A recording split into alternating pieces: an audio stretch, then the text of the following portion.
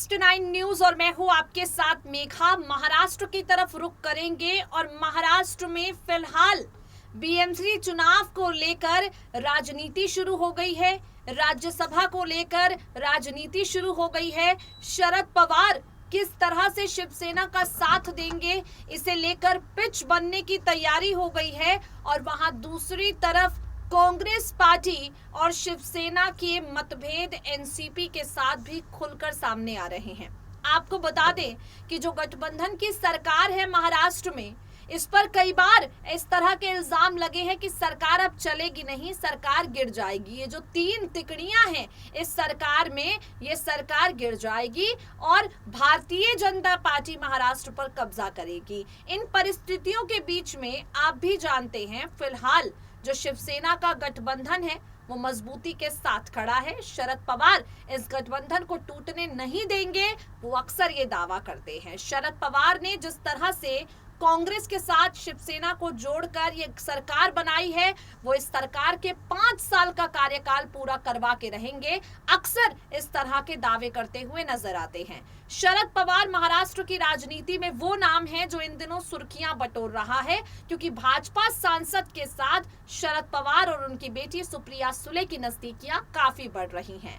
शरद पवार का एक इंटरव्यू है जो हम आपके लिए लेकर आए हैं और इस इंटरव्यू में आप सुन पाएंगे प्रधानमंत्री नरेंद्र मोदी से लेकर राज ठाकरे, उद्धव ठाकरे और राहुल गांधी तक पर शरद पवार क्या कुछ कहते हैं। देखिए, एक बड़ा नाम है शरद पवार, महाराष्ट्र में उनका जो वर्चस्व है वो आप सब जानते हैं। एनसीपी प्रमुख शरद पवार ने किस तरह से शिवसेना के साथ कांग्रेस को जो है साधा है और इस सरकार को अच्छी तरह से चलाने की कोशिश कर रहे हैं, 5 साल का कार्यकाल पूरा करवाने की कोशिश कर रहे हैं।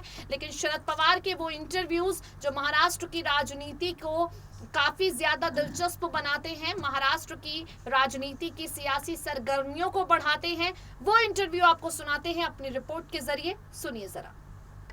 शिवसेना के साथ अपने गठजोड़ को लेकर एनसीपी प्रमुख शरद पवार काफी ज्यादा सुर्खियों में हैं। आज हम आपके लिए शरद पवार का इंटरव्यू लेकर हाजिर हैं, जिसमें शरद पवार कांग्रेस पार्टी पर भी खुलकर बात करते हैं और इसके साथ ही उद्धव ठाकरे को लेकर भी बयानबाजी करते हैं।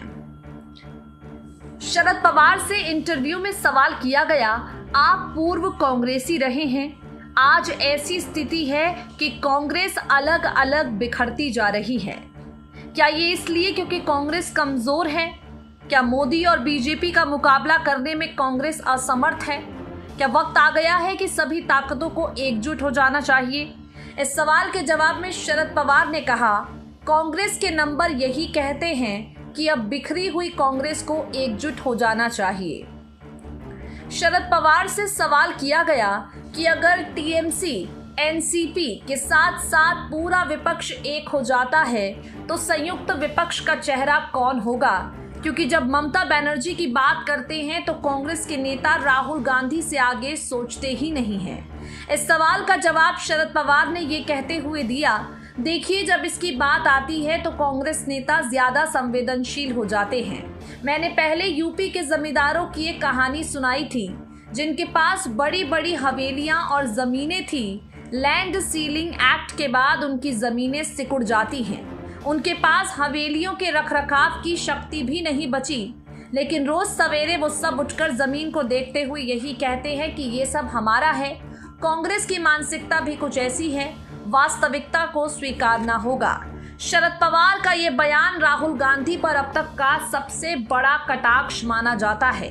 साफ तौर पर सुना जाता है कि शरद पवार सोनिया गांधी की तुलना उस जमींदार से करते हैं जो अपनी जमीन का रखरखाव नहीं कर सकता और रोज सुबह सिर्फ ये देखकर खुश हो जाता है कि उनके पास जमीन बहुत सारी है। अब हम आपको शरद पवार के एक और इंटरव्यू के बारे में बताएंगे, जिसमें शरद पवार से शिवसेना को लेकर भी कई तरह के सवाल किए गए। शरद पवार ने महाविकास आघाड़ी के गठबंधन पर बात की और साफ साफ कह दिया कि महाराष्ट्र की सरकार के लिए मैं रिमोट कंट्रोल नहीं हूं।